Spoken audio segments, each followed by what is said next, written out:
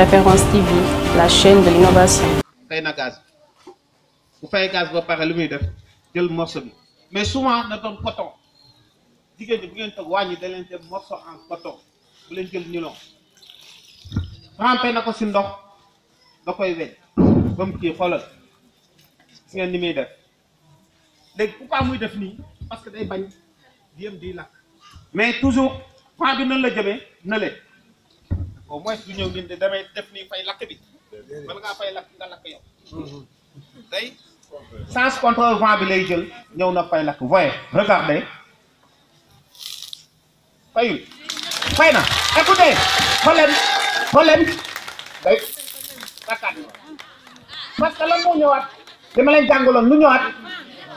ngelaw day ñëwaat boo ko xañee ngelaw li lu muy def ngelaw li laa ko xañ lu fa def tàng ba ak matière bi tàkk boo ko ubbee nii day tàkkat mun a sa teel ma nii su dee jigéen bu ragal laa mën naa sa def boo si defee ndox lu muy def donc gis nga jàng y a pas de secret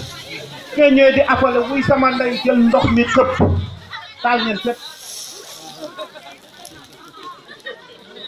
aussi simple noonu kese lañ koy defee amul benn secret et c'est très important pour jigéen ñi xam ko parce que yéenay nekk si wàññi lii lu yomb la jël leen morceau bi weñ ko këpp leen ko si mu fay lii kese la mais souvent na morceau bi doon coton kii morceau bi dañ ko am mais on sait bien que nylon la mais bu doonee boo ko xañee ngelaw li doon mu fay bu ngeen si defee nii nag da ngeen taxaw un instant